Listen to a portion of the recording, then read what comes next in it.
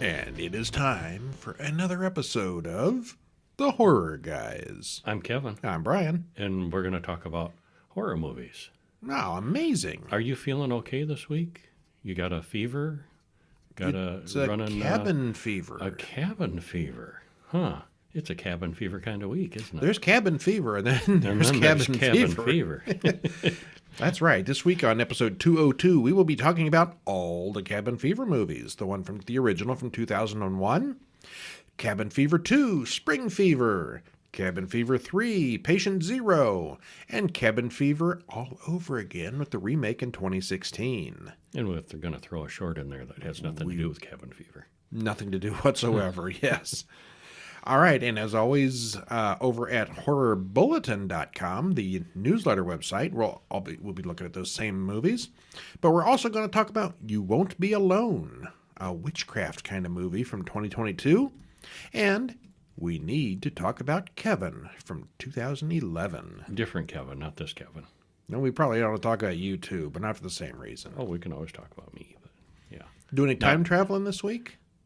Like, I'm seeing a time 3 years ago when we were watching movies. What did we watch 3 years ago? We saw The Abominable Snowman and The Invisible Ray and The Bunny Game and The Killer Tune. Well, the Invisible Ray was Boris Karloff and Bela Lugosi. That was I an liked that interesting one. Yeah, that was pretty fun. The Abominable Snowman was, I think, Peter Cushing's first, I believe it was a Hammer movie, his first one with them. Mm-hmm. The Bunny Game, I think it's probably the most extreme torture porn we have seen. That was something. People always talk about Serbian film, but in my opinion, I think The Bunny Game was worse. Yeah, this was, yeah. And but, The Killer Tune, I completely do not even remember. I don't either. It must have been just completely forgettable. I'm pretty sure it was a Japanese something or other, but The Killer Tune. Killer Tune. Shouldn't we remember it? Well, you'd think. Yeah, that's right. It was Asian and forgettable, and the guy with the webcomic artist, and people were dying, and stuff was happening. And they'd read the comic and something would come in and eat them or something. yeah, Yes, and okay. it was kind of weird and didn't make sense. And actually, of all these four, the one that I'm remembering the most, and I think I liked the most, was The Abominable Snowman. I like that one. Yeah, Yeah. it's kind of classic-y. Black and white. Black and white Peter Hammer Cushing. movie. Yeah. Uh-huh. All right, and if you like black and white, you could pick up the latest copy of the Horror Bulletin Monthly Magazine in paperback over at horrorguysbooks.com. The 15th issue is out today. Yay! Yay! And that's got everything from the previous month in it, plus all the bonus stuff. So, yeah, keep up to date that way. And you get to find out what our favorites and least favorites were.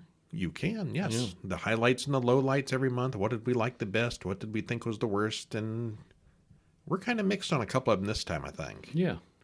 And again, that's episode 15. If you want the first 14, because you haven't picked any of them up, they're all available there too. HorrorGuysShop.com. Or go to HorrorGuys.com and click on the shop link. It all works. It's all good. All right, so let's get sick with Okay. Cabin Fever. Cabin Fever 2. No, Cabin Fever 2002. The first I'm looking movie at was 2002. Yes. Was it 2002 or 2001? Yes. You have both here. I suspect it's one of those deals where it was made in 2001 and aired. released. Yeah, So there's conflicting information out there on the web. there is now. Yeah. Our website has it two different We ways. have It's contributed conflicting. to the conflicting information. This was written and directed by Eli Roth. Stars Jordan Ladd, Ryder Strong, James DeBello, and Serena Vincent. Runtime is 1 hour and 33 minutes, and there's a trailer in the show notes. Spoiler free. What happens? Well, lots of gore and lots of humor. Follows a familiar formula of a group of attractive, horny young people in an isolated location. And it's a horror movie, so you know they're going to get bumped off and bad things will happen. But who, if any, will survive? It's really well done. Yeah. And it's different enough to be really interesting. And Eli Roth, I think, is really good direction, a lot of humor. Good stuff. Yeah. Well, there's been other plague movies out there where people get sick and, the infection and contagion and things like that. And then there's zombie movies, which everybody knows what those are about. This kind of combines the two a little bit. Yeah, it does. And I'll spoil this thing for everybody right now. I think this is the best of the bunch. I think so too. Yeah. And my second favorite was Patient Zero. The third one, yes. Yeah. Although I have a couple complaints about the third one, but I definitely like the first one best. Yes, yes. Well, to spoil everything for you, we hear many flies having a frenzy as the credits roll. We return with a trapper carrying a rabbit in a snare. He brings the rabbit to his dog, but he finds that it's dead. Not just dead, but rotted open. That's like an exploding dog almost. It was gross open, gross dead. Yeah. We cut to annoying college kids in a pickup truck. Guess who's going to die in this film? It's going to be annoying college kids from a pickup truck. Well, they all drive out to the country and stop at a general store where a creepy, silent kid bites Paul. "Everyone knows not to sit next to Dennis," shouts the proprietor. Well, Paul goes back around in the back to wash his hand in the stream and runs into a couple of very friendly dogs. And I'm going to pause there too, and just the little touches that Eli Roth, put in there. Because one of the kids says, "Well, you should put a sign or something." And later, there's a sign. There is a sign, and it's just in the background. You have to look for it. But, there's so many little touches here and there. The old man inside the shop is really friendly, but he warns him against going too deep into the woods. He's super nice and super friendly, and when he suddenly takes a racist turn, it's a little bit of a shock. Yeah, it was. We both laughed out loud at that. What? What'd he say? And then you find out at the end it's not as bad as what he meant. Not at all what he meant. Yeah. Well, there's some debate on the washed-out road, but eventually they get to the lonely, isolated cabin in the woods. It's all very rustic, but it's really nice inside. Jeff and Marcy get to having sex straight away because it's one of those kind of movies. Bert goes squirrel hunting, and Paul and Karen go swimming in the lake. Paul gets to stay in the friend zone for a few more minutes. Uh-huh.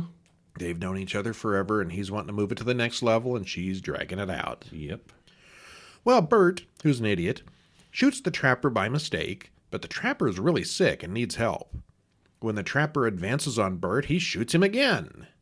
That night at the campfire, Paul tells a story about a guy who murdered an entire bowling alley staff one by one. Well, a guy and his dog come out of the woods and want to share his weed with them. His name is Justin, but he goes by Grim, his skating name. This guy looks like he's almost 40, and he's got a skating name. Well, some skaters endure. Played by Eli Roth, by the way. Yeah, it is.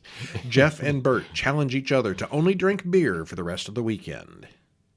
No water for them, hey? Which is a good thing, actually. Later that night, Jeff opens the door and finds the even more sick trapper out there. He points to Bert and says, "He shot me."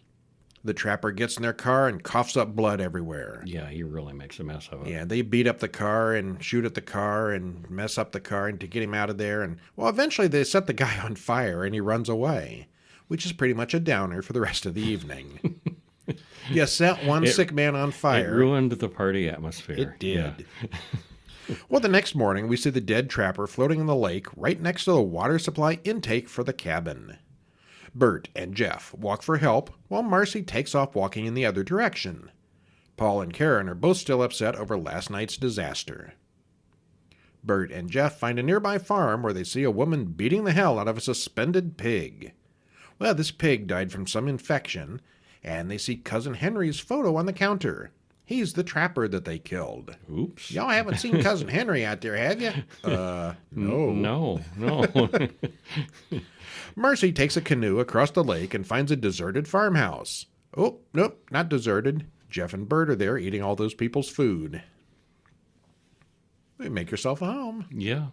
Nobody was there, so come on Deputy Winston comes to the door and talks to Paul about what happened last night. And he was a hoot. Oh, he's the best character in the bunch. Yeah. He doesn't even notice all the blood on the car at first, and it's literally dripping. Winston promises to get a mechanic up here to fix it in the morning. And Angelo Badalamenti, the music guy from Twin Peaks, Yeah. did 3 or 4 themes for this show, and his was one of them. and the music gets really weird whenever he's on screen. It's noticeable.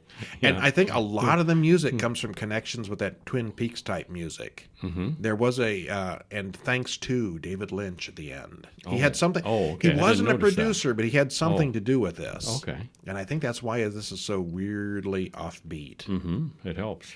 Well, Grimm's dog comes to the cabin without Grimm. What might have happened to him? Well, Karen hasn't left her room all day, but we see her conspicuously drinking the water. Paul decides to make a move on the sleeping Karen, putting his hand down her pants. When his hand comes up bloody and nasty, and so are her lower regions, Karen's got whatever Henry the Trapper had. Ew. Yeah.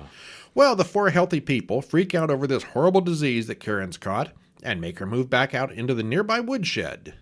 As one does. You're sick? Get Quarantine. out. Quarantine.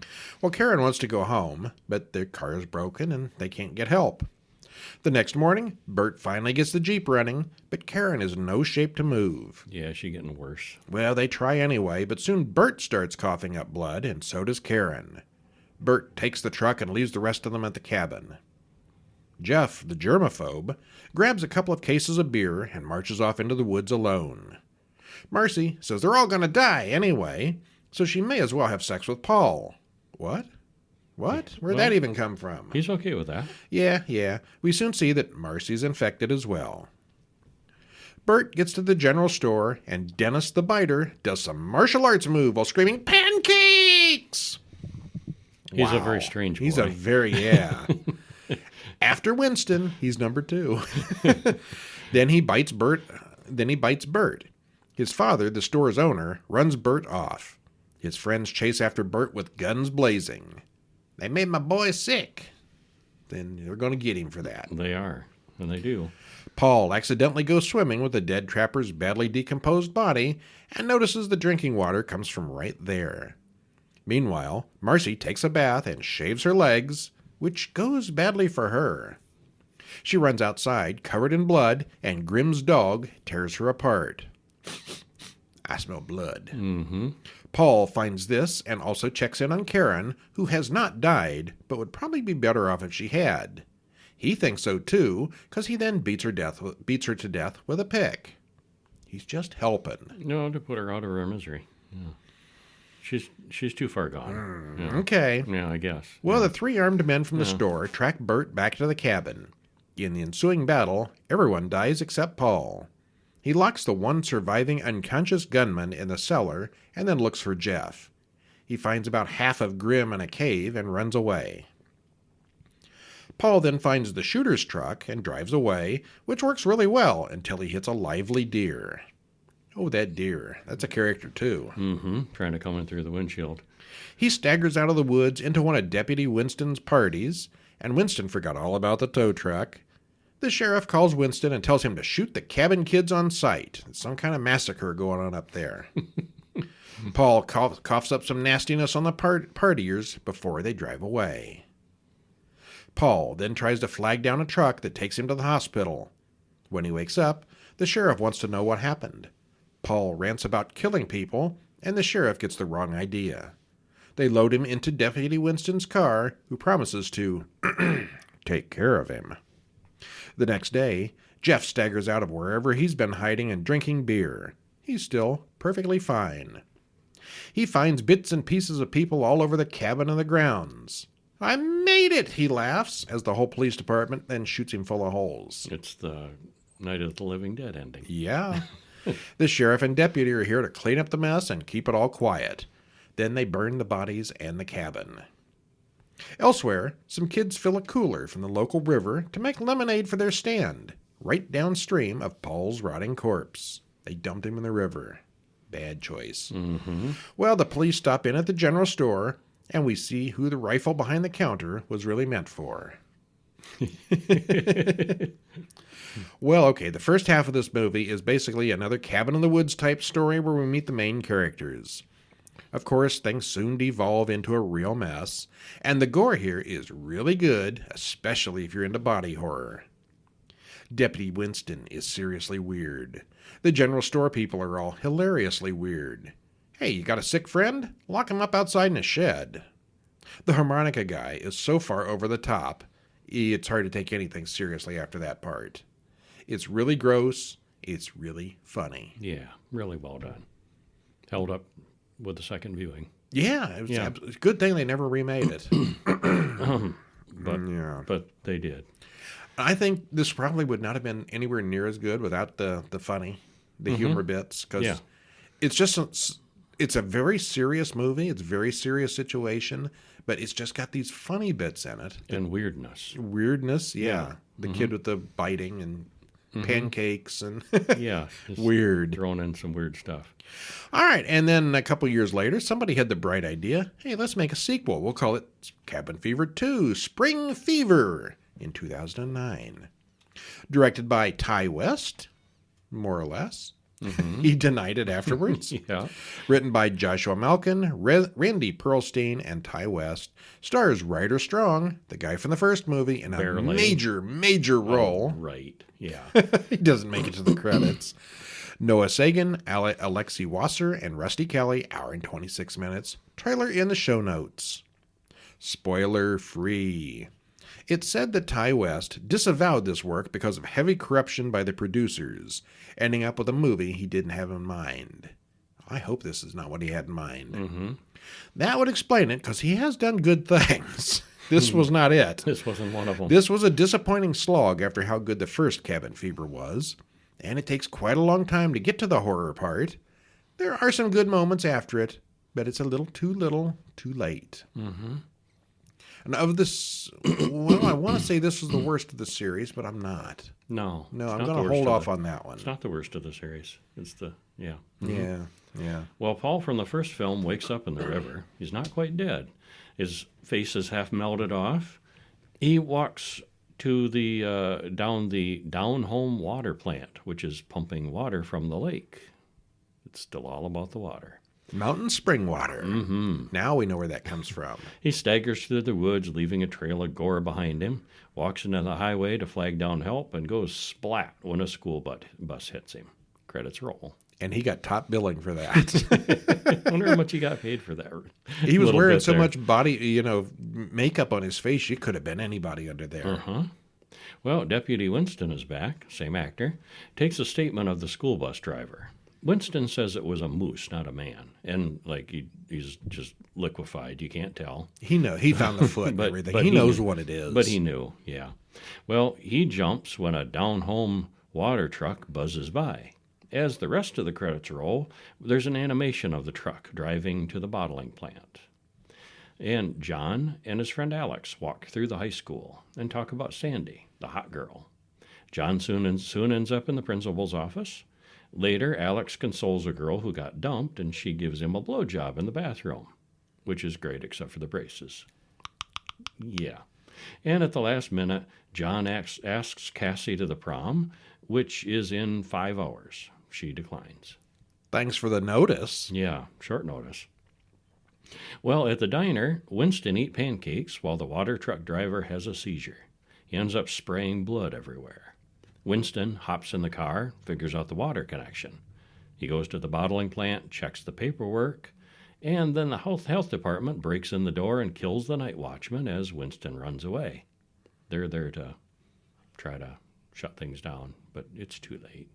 The genie's out of the bottle. Yeah, I don't think that's really the health department. That's not the health department. They don't come in with machine guns. Flamethrowers. Yeah. Well, everyone gets ready for the prom, and many of them drink water as they prepare. Alex peels off his fingernail. He's already starting to show symptoms. Rick and Federica go skinny dipping in the school pool, but she starts to dissolve, and Rick just dies in his attempt to save her. Yeah, what is that? She was not infected before she got in the pool. That must be really strong. Yeah. Well, the janitor bloody pees in the punch bowl in the kitchen, meanwhile. Stupid kids, I'll show them. Yeah. Well, Sandy screams at the principal that she can't find Rick. Mark and John get into another fight. John and Cassie then clear the air between them. There's a whole bunch of teen drama here going on. Blah, blah, blah. Blah, blah, blah. Yeah, too much teen drama. It really too much not horror in this. Well, then the men with guns and hazmat suits show up and demand they go back inside the high school. And then the men in vans chain the door shut and shoot the principal. So back in the prom, things start livening up. Things get really bloody really fast. Outside, Winston calls a friend to drive him out of town. And the soldiers, whoever they are, wander the halls, killing infected people one at a time while gassing the main prom crowd. Which prom would you rather go to, this one or Carrie? Boy, it's kind of a toss-up. Both are lethal. Alex finds a book in the library that discusses flesh-eating bacteria, but it's too late to save him. Cassie watches Mark beat a man to death with a fire extinguisher. And John notices that his hand is infected.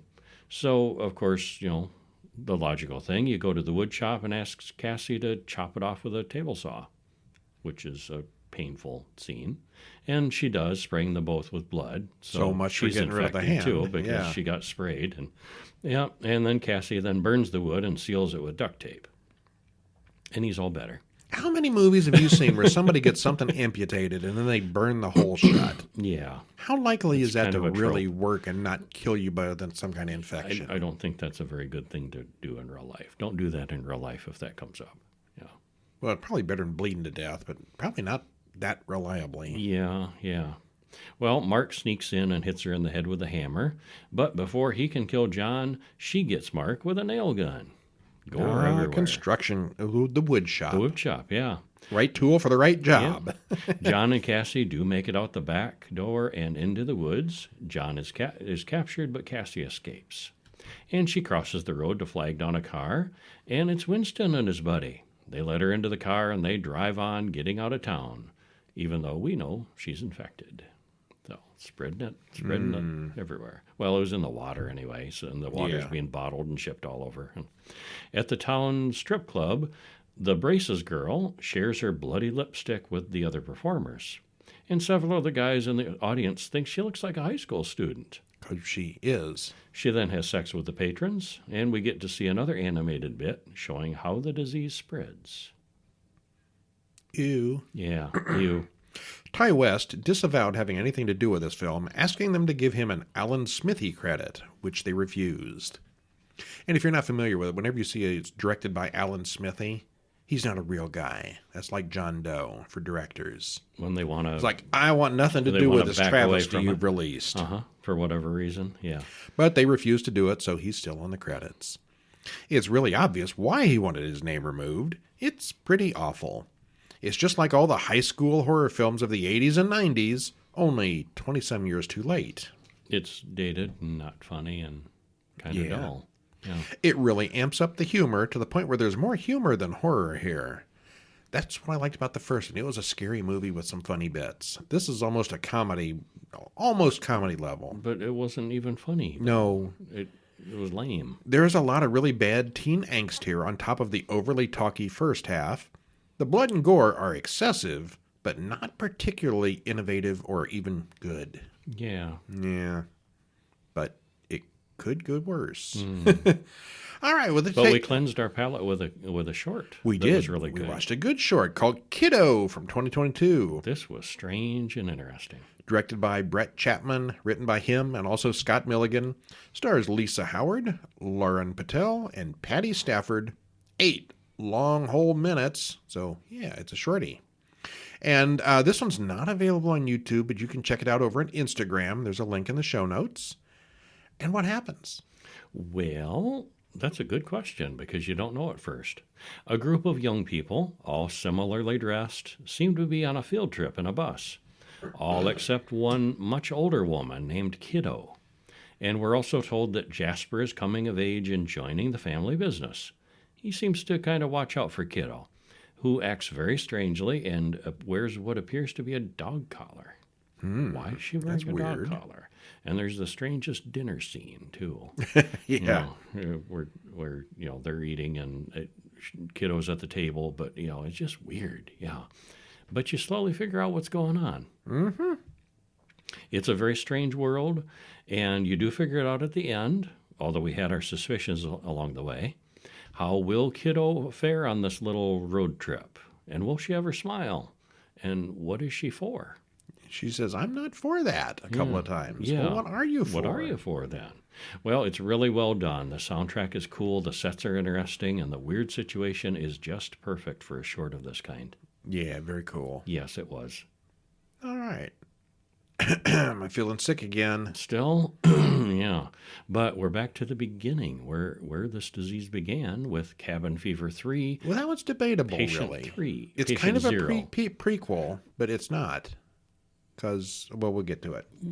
Yeah, I'd call it a prequel. They mentioned in the beginning that, these isolated cases have already appeared up in the States a few places, but they've been contained. Yeah, okay. So you could take this either Not way. the beginning. Well, it could be. But it could be. It's debatable. 2014, Cabin Fever 3, Patient 0. Directed by Carrie Andrews. Written by Jake Wade Wall. Mm-hmm. Stars Sean Astin, Curry Graham, and Ryan Donahue. Hour and 31 minutes. Spoiler free, what happens? Spoiler free. It's a little too long to get the doomed. Let me say that again. It takes a little too long to get to know the doomed young people initially, but it does get going quite nicely. And as you might guess from the title, it's kind of a prequel. It shows the origins of the disease from the first two movies, and it's a pretty complex and interesting story. Cast does a decent job with it.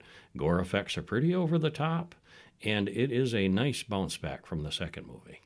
Oh, right. Definitely an improvement. Oh, yeah. Much, much better than the second movie. Not as good as the first one, but good by itself. It's fine. Yeah. Well, we get credits as we watch men in hazmat suits checking out a crime scene. They pull one man out of a house and send him to the hospital for examination. Elsewhere, on an island, Dr. Edwards takes over at the lab, and we immediately see that he's a jerk. The various small occurrences of the plague have all been contained so far, but it's just a matter of time, he says. So this is what makes me think it's not a prequel. There have been other breakouts. Right, yeah, kind of a simultaneous Plus, thing. where this ends is not where the other movies took off. True that. So, yeah, I don't know. I think those are just setting up a new sequel here. Mm-hmm. The man they picked up from that house is the only survivor of the disease. He's patient 0, Mr. Porter. So that's kind of incorrect, because typically patient 0 is the one you call the source of the disease, and he's not. He's immune. He's not really patient 0. Yeah, he's just a carrier, but he doesn't get it himself. Yeah. Edwards tells him that he's asymptomatic carrier. Porter is not very cooperative, but that's not going to stop Edwards. And then the credits roll. That's a lot to get going in the beginning. Yeah, it was. Well, we cut to a group of young people. What? Young people? Young people. Coming for a wedding in the tropics. Marcus is getting married at the resort. His brother Josh comes to the wedding party along with his girl Penny, and Marcus isn't really thrilled to see either of them since Josh is a loud drunk, and Penny is an old flame. Awkward. A little bit. Well, a woman at the bazaar tries to give Penny a protective amulet, which I thought was going to mean something, and it really didn't. It was just a scene for no particular reason. Yeah, she wasn't.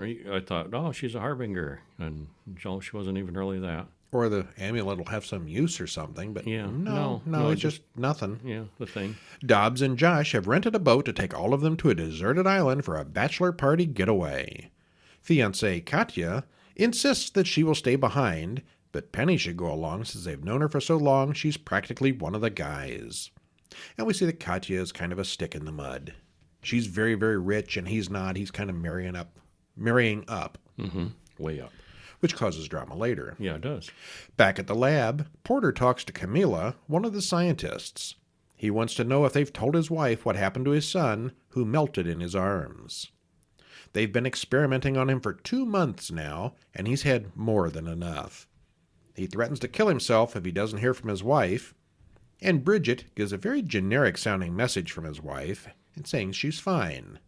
And we're like, no, they made that up. Yeah, right on the spot, yeah. We know she's lying. More importantly, we can see that Porter knows she's lying too. He purposely then infects one of the technicians. This causes a 48-hour lockdown, and all the guards and support staff are evacuated to the outer bunker, leaving just the 3 scientists, the infected technician, and Porter in the inner sanctum. Get rid of all those extras we didn't want to pay for. That's right. Well, back on the boat, Marcus gets upset that Josh doesn't like Katya. He's marrying up into the higher class, and his brother and friends don't like it. Penny comes on to him, but he avoids her. Soon after, they come to a nice deserted-looking island that's not even on the map. Uh-oh. What could go wrong? Well, their guide drops them off and leaves with the boat to come back after they've had their fun. I'll be back in 24 hours, says the guide. Yeah. Josh and Penny go snorkeling, but they can't find any fish. None. Well, not alive anyway, but there's a lot of rotten ones all over the bottom of the lagoon. Which means the disease has gotten into the ocean, which, it's not contained. No. Yeah. She gets upset, but Josh makes a joke out of it. Marcus and Dobbs are too high to care. They got a big old bag of weed. Penny notices that she has a rash on her arm now. That moved quickly. Yep, it did. Edwards and assistant Bridget work on the man that Porter infected, and she gets splashed with blood. She runs out to wash the blood off, but we know, and she knows, it's too late at that point. Penny shows Josh her rash, and now he has some on his legs too. He thinks they got some bad weed and are reacting to it. They have sex, and we see that she's already getting pretty bad. She then spits blood all over Josh. He doesn't react well to that. No, he doesn't. Marcus and Dobbs decide to make for that building they saw on the way into the island, and they find a compound that seems to be deserted and locked down. They force a shutter up and go in. Then they get locked in and soon find blood all over the floor. There's a radio that someone smashed with an axe. As they explore the place, they find no people, but lots of wreckage. And this is where you get an inkling that this stuff was going on kind of at the same time, that this is the lab where Porter is. Yeah, something has gone wrong. It hadn't really sunk in until that point. Like, oh yeah, except everybody's dead there, so something went badly wrong. Josh sorta kinda contacts Dr. Edwards on the radio, who says to come to the compound. But he accidentally pulls the skin off Penny's arms. "I can fix this," he screams. As he runs off. No, you can't fix that. No. Well, Dobbs and Marcus finally find an infected man with a gun, and the chase is on. As they try to hide, they find dozens of rotting corpses, some of which aren't dead yet. Marcus finds a room full of information and gets some idea of what they're dealing with. Josh, who got in some other different way, catches up with Dobbs and Marcus, and the three of them have an armed standoff as they all spout truth at each other. The angst resurfaces. Oh, yes. At the worst time. Yeah. Well, the three guys find Bridget and Camila, confirming that this is the lab we've been seeing all this time. Bridget's looking pretty bad, and they meet Edwards and Porter. They all blame for Dr. Edwards for what's happening. Of course, he's been locked in the quarantine building. He could have done all this. Right. Camila says the dead fish in the ocean means it's just a matter of time until it spreads to the mainland. Oh yeah, there's also a self-destruct system for the compound. Well, they find the sewer system that drains into the lagoon, but only Porter can go in and turn the valve off since he's immune. And this was, some bad science. Here's this ultra high-tech lab, locked down, airtight. The sewer drains into the ocean. Mm-hmm. And why did all the dead people just pile up on top of the sewer? We find that out later. Do we? Yeah. All right. With the mouse. Oh, yeah. Okay. Yeah. Which is another... Bring that up later. That's something I'm going to complain about toward the end. What, you didn't see it? You didn't see her drop the mouse? No. Yeah. I actually saw her drop the mouse. But I didn't know how important what he's talking that about was. is a bunch of stuff that comes out during the end credit scenes that I don't know what the deal was with that. Why put that in the end credit scenes when it would have helped the story make a lot more sense right now? Yeah, I thought so. It's like they decided they needed more footage or something. Mm-hmm. Well, okay, they set the destruct to go boom soon. Bridget then whacks Josh with a stick and takes half his face off. Edwards talks to Dobbs about what Dobbs' infection will do to him until Edwards gets a chance to kill him. Bridget makes it to the beach and encounters Penny, who's a rotten mess. The two have a gross, rotten, skinless cat fight as they literally pull each other to pieces. That was just nasty. That's the highlight of the movie there. Marcus, Porter, and Camila find Dobbs's and Josh's bodies in the jungle. Edwards starts to monologue, and she shoots Marcus. And Porter then shoots Edwards. Not many survivors here. No. Yeah. Back on the boat on the way home, Marcus tells Camila that a mouse infected the people in the bunker. She realizes that this is something he saw in that room with the posters. Yes. She realizes that Porter infected everyone on purpose, including the water he just gave them to drink. Yeah, the people in the bunker were separate from the people in the lab because of that quarantine, and they'd made notes of their own outside in the bunker. Well, Porter then kills the guide, sabotages the boat, and takes the dinghy, leaving for the mainland without them. And then during the closing credits, we get to see what went on with that mouse that we just now heard about. Yeah. Yeah. They did kind of save that till the end. Yeah, it turns out Porter infected a mouse with his blood. He let it go, which it then crawled into the bunker and killed all the people in the bunker. Yeah, which he couldn't have had control over. I mean, he was hoping that something would happen like that, or it would infect him. But it just so happened that when he infected the technician, that was a big to do, and she was startled. She dropped the mouse, and the mouse was running loose. When they did the evacuation lockdown, the mouse ran out with those people into that outer bunker. But this whole thing with the mouse shows up after the credits. Yeah. If you blink, you'll miss it. And it's an important part of the story. How did all those people wind up dead? We didn't know. Well, now you do. Yeah. If you pay attention and watch this. It's sloppy. Yeah, kind of. Yeah. Okay, well, Marcus's angst over the wedding really drags out. These people are all going to die anyway, and we know it, so move on with the story. The acting here is far better than the second film, and Sean Astin and Curry Graham do a good job with the script they have. Curry Graham is always a weasel, you notice? Yeah. Typecast. Yeah. Sean Astin, he that- can go either seems way. like- Sometimes he he's a can. good guy, sometimes he's not. And here he's kind of both. Yeah. Still, this one feels more like a zombie movie than a plague film.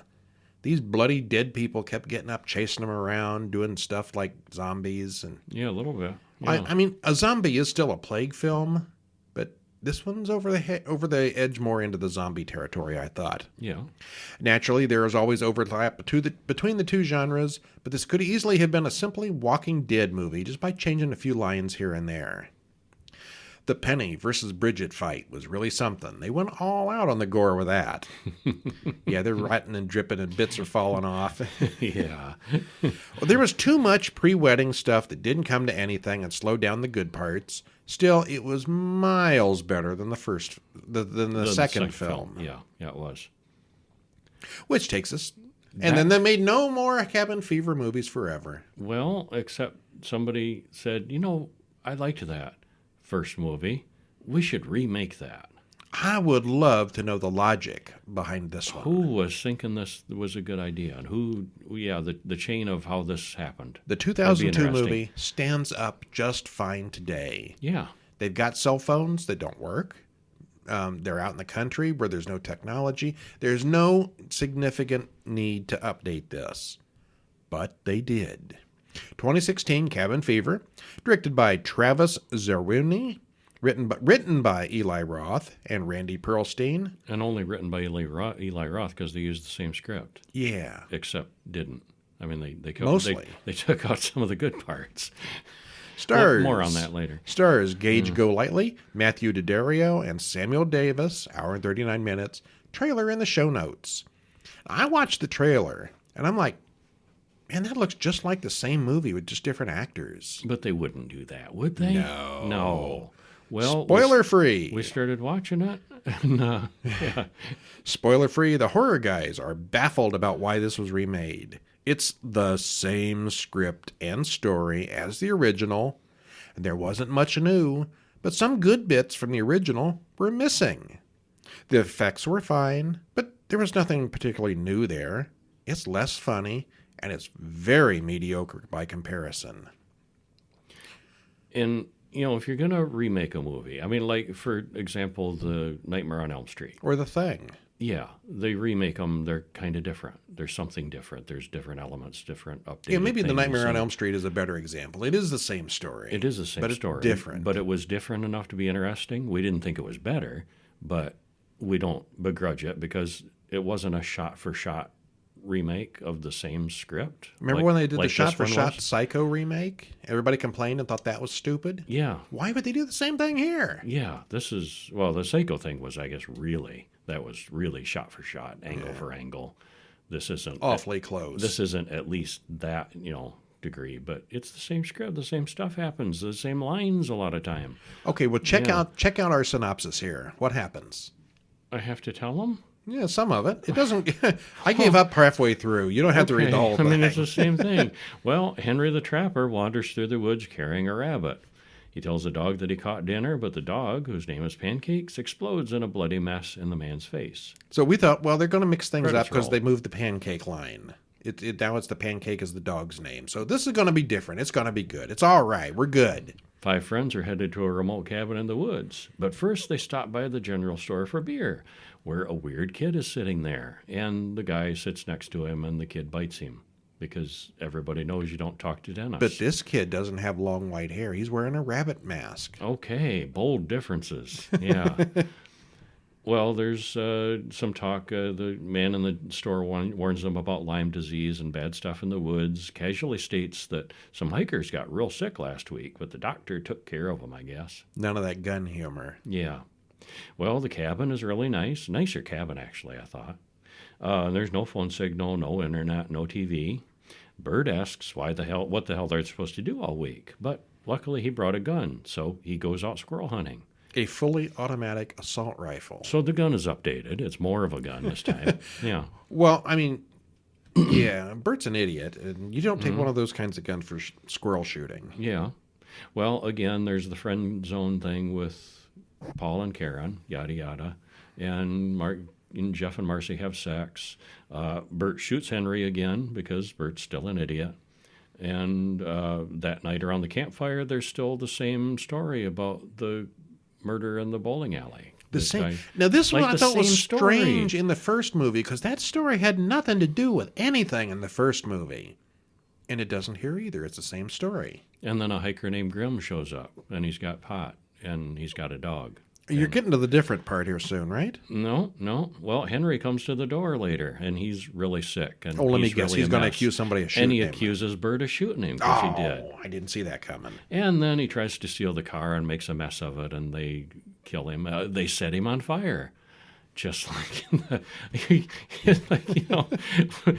we're just watching this thinking, how can this be so the same?